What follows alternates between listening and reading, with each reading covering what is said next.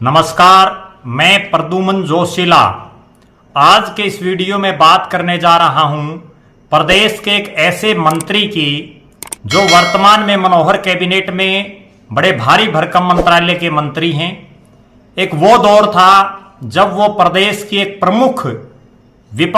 प्रमुख अक्षेत्रीय पार्टी के बड़े सिपह सालारों में शामिल थे। हालांकि उस दौरान उस क्षेत्रीय पार्टी में उनका बड़ा बोलबाला था, मुख्य जो निर्णय लेने वालों में वो शामिल थे। उसके बावजूद वो सक्रिय राजनीति में उस क्षेत्रीय पार्टी में नहीं आए। समय ने करवट ली और उन्होंने उसी क्षेत्रीय पार्टी के जो मुखिया थे उन्हीं के दामाद को अपने हल्के से विधानसभा के चुनाव में हराया। जी हां, मैं बात कर रहा हूं एक ऐसे नेता की जिसने विपरीत हालात और विपरीत परिस्थितियों में दो चुनाव हारने के बावजूद भी हार नहीं मानी। ये एक ऐसे नेता हैं प्रदेश के जो लगातार दो चुनाव बहुत कम मार्जिन से हारे, बहुत ही कम अंतर से हारे। उसके बावजूद जब जीते तो जीतते ही सीधे प्रदेश के कैबिनेट मंत्री बने और बड़े भारी भरकम मंत्रालय उन्हें मिला। जी हां, मैं बात कर रहा हूं लोहारू विधानसभा क्षेत्र की, जो क्षेत्रफल की दृष्टि से, लंबाई की दृष्टि से प्रदेश के बड़े जो सबसे बड़े विधानसभा क्षेत्र हैं उनमें शामिल है। गांव की दृष्टि से भी यह विधानसभा क्षेत्र बहुत बड़ा है। इस विधानसभा क्षेत्र में 3 अलग अलग ब्लॉक लोहारू, बहल और सिवानी आते हैं। 3 बड़े शहर लोहारू, बहल और सिवानी हैं। इसके अलावा हल्के में बड़ुआ से लेकर के और सोहासड़ा तक कई बड़े बड़े गांव भी इस विधानसभा क्षेत्र में पड़ते हैं। यह एक ऐसा विधानसभा क्षेत्र है जहां 1972 से, जब से यहां से चुनाव हो रहे हैं इस विधानसभा क्षेत्र में, 2009 तक लगातार सोराण गोत्र के जो प्रत्याशी हैं वो जीतते रहे। अधिकतर बार ऐसा रहा कि मुख्य मुकाबले में भी सोराण गोत्र के ही नेता यहां रहे। लेकिन 2014 के बाद यहां से परिपाटी बदली और लगातार 2 योजनाओं से नॉन सोराण गोत्र के जो प्रत्याशी हैं वो यहां से जीत करके प्रदेश की सबसे बड़ी पंचायत में पहुंचे। आज मैं बात करने जा रहा हूं हल्का लोहारू से वर्तमान में भारतीय जनता पार्टी के विधायक और प्रदेश के कृषि और किसान कल्याण मंत्री, पशुपालन और डेयरी मंत्री श्री जयप्रकाश दलाल उर्फ जेपी दलाल की। जेपी दलाल जो धन धान्य से संपन्न राजनेता हैं। उनका मूल जो गांव है वो भिवानी जिले के बवानीखेड़ा विधानसभा क्षेत्र में पड़ता है, घुसकानी। और घुसकानी, चूंकि बवानीखेड़ा विधानसभा क्षेत्र रिजर्व है, तो उन्होंने घुसकानी और बवानीखेड़ा को छोड़ करके भिवानी जिले के एक छोर को छोड़ के दूसरे छोर यानी राजस्थान के साथ लगते इलाके लोहारू विधानसभा क्षेत्र को उन्होंने अपनी राजनीतिक क्रम भूमि के रूप में चुना। पहला चुनाव जयप्रकाश दलाल ने इस विधानसभा क्षेत्र से 2014 में लड़ा। उससे पहले के दौर की अगर हम बात करें तो 1972 और 1991 2 बार यहां से चंद्रावती विधायक रही, जो बाद में जो है उपराज्यपाल भी बनी, बहुत बड़ी नेता रही। 1977, 1982 और 1987 में प्रदेश के बड़े कद्दावर नेता रहे चौधरी हीरानंद आर्य, यहां से विधायक रहे, वो मंत्री भी बने सरकार में। 1996 और 2005 में चौधरी बंसीलाल के दामाद चौधरी सोमवीर सिंह, जो गांव गागड़वास से संबंध रखते हैं, सोराण गोत्र के हैं, वो यहां से विधायक रहे। सन 2000 में चौधरी बहादुर सिंह, वो भी गागड़वास गांव से संबंध रखते हैं, सोराण हैं, वो यहां से विधायक रहे। और चौधरी बहादुर सिंह चौधरी ओम प्रकाश चौटाला के राज में बड़े पावरफुल मंत्री रहे, शिक्षा मंत्री रहे। 2009 में मास्टर धर्मपाल ओबरा, वो विधायक रहे इनेलो की टिकट पर। 2014 में यहां से ओम प्रकाश गोरा, बड़ुआ गांव के, बड़ा गांव है हल्के का, वो यहां से विधायक रहे। और 2019 में जेपी दलाल, जयप्रकाश दलाल यहां से विधायक बने। अब अगर राजनीतिक परिस्थितियों की बात करें तो जयप्रकाश दलाल 2 चुनाव लगातार हारने के बाद उनका जो दम, उनका जो साहस है वो कम नहीं हुआ। उन्होंने तीसरा चुनाव लड़ा और इस चुनाव में उन्होंने अपनी दोनों हारों का बदला लिया और बड़े भारी बहुमत से जीते। अगर हम सिलसिलेवार बात करें तो 2014 का जो विधानसभा चुनाव था जिसमें ओम प्रकाश गोरा विधायक बने, उसमें जयप्रकाश दलाल ने भारतीय जनता पार्टी की टिकट पर चुनाव लड़ा था। उससे पहले अगर उनकी राजनीतिक शुरुआत की बात करें तो जयप्रकाश दलाल चौधरी बंसीलाल और चौधरी सुरेंद्र सिंह के बड़े नजदीकी और बड़े विश्वास पात्र रहे। हरियाणा विकास पार्टी को बनाने में, हरियाणा विकास पार्टी को चलाने में और हरियाणा विकास पार्टी के तमाम जो क्रियाकलाप हैं उसमें जयप्रकाश दलाल का पर्दे के पीछे एक बहुत बड़ा रोल रहा। वो कभी सक्रिय राजनीति में नहीं रहे।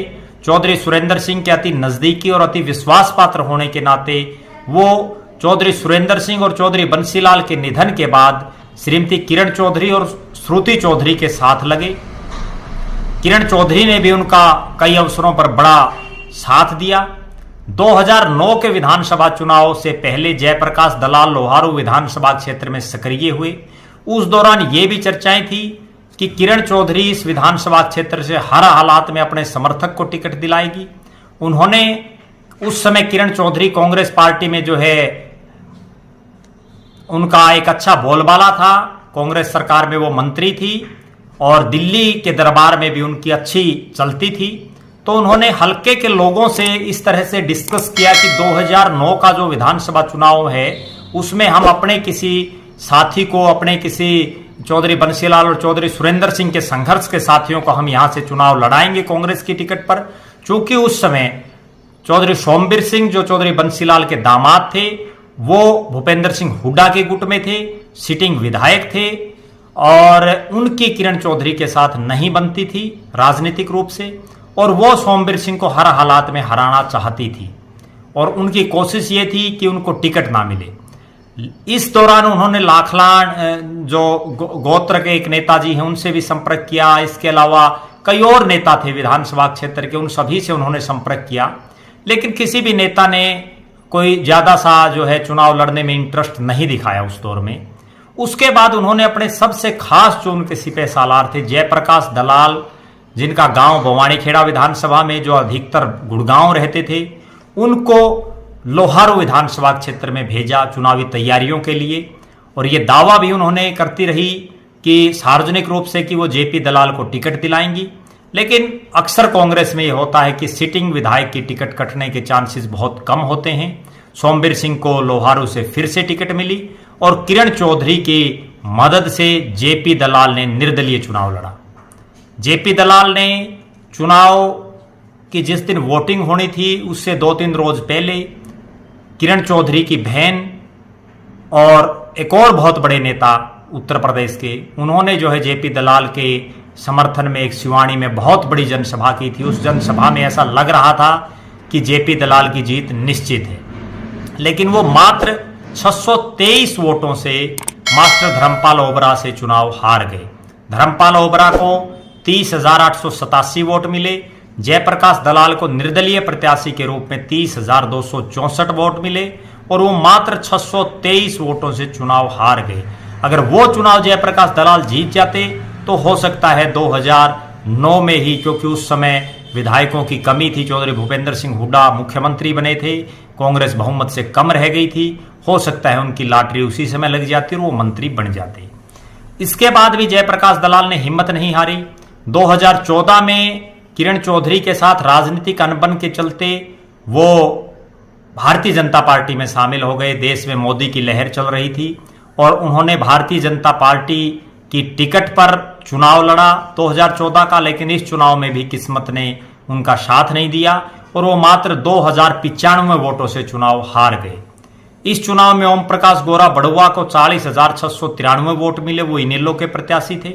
मास्टर धर्मपाल ओबरा भी इनेलो के प्रत्याशी थे। इस हल्के में लोकदल के बहुत लोग जीते हैं, चौधरी देवीलाल की पार्टियों के। और जेपी दलाल जो है वो बीजेपी के प्रत्याशी के तौर पर 38,598 मत उनको मिले, 2,095 वोटों से वो चुनाव हार गए। अगर ये चुनाव भी जयप्रकाश दलाल जीत जाते तो ऐसे हालात थे प्रदेश में, उनको मनोहर कैबिनेट में भी जगह मिलने की पूरी संभावनाएं थी, क्योंकि एक बड़ा चेहरा वो बन चुके थे। जेपी दलाल ने 2 चुनाव हारने के बाद भी हिम्मत नहीं हारी। उसके बाद उन्होंने 2019 का चुनाव भी भारतीय जनता पार्टी की टिकट पर लड़ा। इसी बीच, इससे पहले जेपी दलाल को प्रदेश का उपाध्यक्ष बनाया गया भारतीय जनता पार्टी में, किसान सेल का उनको प्रभारी बनाया गया और जींद जिले का भी उनको प्रभारी बनाया गया।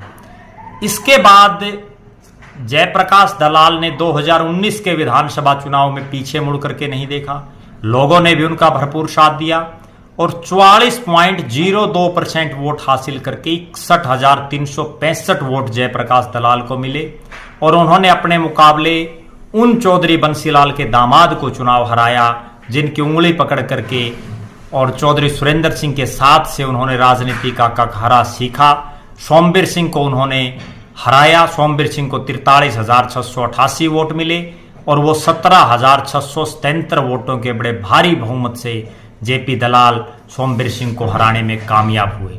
यहां से जेपी दलाल की किस्मत फिर उगड़ी। 2 चुनाव हारने के बाद जैसे ही उनको जीत मिली, तुरंत प्रभाव से उनको मनोहर कैबिनेट में बड़ा भारी भरकम मंत्रालय, जो किसानों से जमींदारों से जुड़ा हुआ मंत्रालय है, कृषि और किसान कल्याण, पशुपालन और डेयरी जैसे महत्वपूर्ण विभागों का उनको कैबिनेट का मंत्री बनाया गया। इसके बाद जयप्रकाश दलाल लगातार भारतीय जनता पार्टी के लिए उपयोगी साबित होते रहे। भारतीय जनता पार्टी समय समय पर उनकी इस तरह से ड्यूटियां लगाती रही कि इनसे भरपूर काम लिया जाए, क्योंकि जेपी दलाल एक मिलनसार प्रवृत्ति के और काम करने में विश्वास रखने वाले नेता हैं। टाइम के भी वो बड़े पंचुअल हैं। जेपी दलाल को हरियाणा प्रदेश के वर्तमान जो कार्यकाल मनोहर सरकार का है, इसमें 3 उपचुनाव हुए। बड़ौदा में हुआ श्री कृष्ण हुड्डा के निधन से, अभय सिंह चौटाला के इस्तीफा देने से एलनाबाद में हुआ, कुलदीप बिश्नोई के इस्तीफा देने से आदमपुर में हुआ। तीनों ही जगह जेपी दलाल की उपयोगिता को पार्टी ने समझते हुए उनको प्रभारी लगाया। हालांकि 2 जगह वो जीत दिलाने में कामयाब नहीं हुए, लेकिन वहां उनके प्रत्याशियों को वोट अच्छे खासे मिले। बड़ी क्लोज फाइट रही, लेकिन आदमपुर में वो अपनी सूझबूझ, कार्य प्रणाली, कार्य कुशलता के दम पर जो है भारतीय जनता पार्टी के प्रत्याशी को चुनाव जिताने में कामयाब रहे और जो लगातार 2 उपचुनाव में हार थी उसका तिलिस्म उन्होंने तोड़ा। मनोहर जो कैबिनेट के एक प्रमुख मंत्री होने के नाते उन्होंने भारतीय जनता पार्टी के विधायकों की संख्या 40 से और 41 तक पहुंचाई। ये सिनेरियो था जयप्रकाश दलाल के भूतकाल का, वर्तमान का। अब भविष्य में क्या नजर आ रहा है? जेपी दलाल वर्तमान में प्रदेश के उन मंत्रियों में शामिल है जिनकी जीत की संभावना सबसे ज्यादा नजर आ रही है। उसके पीछे के कई कारण हैं। एक सबसे बड़ा कारण यह है कि पिछले 15 साल से वो लगातार लोगों के बीच में है, चाहे वो 2 चुनाव बेशक हारे। अब अगर वो जीते तो जीतते ही मंत्री बने। मंत्री बनने के बाद घमंड नाम की उनमें आज भी कोई चीज दिखाई नहीं देती, क्योंकि कई लोग जो 2 चुनाव हारने के बाद एकदम से इतने बड़े मंत्रालय के मंत्री बन जाते हैं, उनके अंदर घमंड आना लाजमी है, लेकिन उनमें वो घमंड अभी तक दिखाई नहीं दे रहा है। दूसरी बात, जयप्रकाश दलाल ने चौधरी बंसीलाल के बाद अपने इलाके के वो काम करवा दिए जो या तो किसी टाइम पे चौधरी बंसीलाल ने करवाए थे या अब जेपी दलाल ने करवाए हैं। चाहे वो टेलों के आखिरी छोर तक पानी पहुंचाने की बात हो, चाहे वो सड़कों की बात हो, चाहे वो बड़े बड़े जो है इंस्टीट्यूट्स, जो बहुत से कृषि से संबंधित और भी अन्य विभागों से संबंधित जो इंस्टीट्यूट्स हैं, वो लोहारू हलके में वो लगातार ला रहे हैं। मुख्यमंत्री की भी वो कई जनसभाएं लोहारू में करवा चुके हैं। तीसरा, उनकी जीत का एक बड़ा कारण ये नजर आ रहा है कि उन्होंने प्रदेश में संभवतः सबसे ज्यादा मुआवजा अगर एक विधानसभा क्षेत्र के हिसाब से देखें तो वो लोहारू में उन्होंने दिलाने का काम किया है। जेपी दलाल इसके अलावा लगातार जो है सक्रिय रहते हैं। वहां एक और बड़ी बात यह है कि भारतीय जनता पार्टी में कोई गुटबाजी दिखाई नहीं देती लोहारू में, लेकिन कांग्रेस पार्टी कई गुटों में वहां बटी हुई है। वो कई गुटों में बटे होने की वजह से भी एक सीधा साधा फायदा जेपी दलाल को वहां नजर आ रहा है और उनको मिले भी गा। दूसरा, गाहे बगाहे ये चर्चाएं चलती रहती हैं कि अगर प्रदेश में किसी भी समय मंत्रिमंडल में चेंज हुआ, मुख्यमंत्री चेंज हुआ प्रदेश का, तो एक जाट चेहरे के रूप में जेपी दलाल को भी मुख्यमंत्री बनाया जा सकता है, क्योंकि वो अमित शाह के बड़े नजदीकी हैं। इसके अलावा वो जब से भारतीय जनता पार्टी में आए हैं तब से पार्टी के लिए बड़े उपयोगी वो साबित हो रहे हैं। बड़ुआ से लेकर के और ढाणी, रहीमपुर, फर्टिया तक जो है उनका जलवा आज भी ज्यों का त्यों दिखाई दे रहा है। कुल मिलाकर के कहने का जो लबोलवाब है वो ये है कि एक क्षेत्रीय पार्टी से अपनी शुरुआत करके उसके खास सिपह सालारों में शामिल होकर के और 2 चुनाव लगातार हारने के बावजूद तीसरे चुनाव में भारी भरकम मंत्रालय के मंत्री बनने वाले जयप्रकाश दलाल लोहारू विधानसभा क्षेत्र में दूसरी बार जीत के करीब दिखाई दे रहे हैं। उनको जीत से रोकने के लिए कांग्रेस पार्टी को कई रणनीतियों पर काम करना होगा, जिस पर वो काम करने में अभी कहीं दूर दूर तक भी दिखाई नहीं दे रही है। भविष्य में अगला जो वीडियो होगा वो भी किसी मंत्री, किसी सांसद प्रदेश के, उसके जो है कार्य प्रणाली, उसके वर्तमान, भविष्य और भूतकाल, उन सभी पर केंद्रित रहेगा। आप लगातार हमसे जुड़े रहें। हमारे फेसबुक पेज को लाइक करें, फॉलो करें, हमारे यूट्यूब चैनल को आप सब्सक्राइब करें, वीडियो को शेयर करें, कमेंट करें। कमेंट के माध्यम से आप अपनी बात रख सकते हैं। आपका बहुत बहुत धन्यवाद। आपका अपना प्रद्युमन जोशीला नलवा।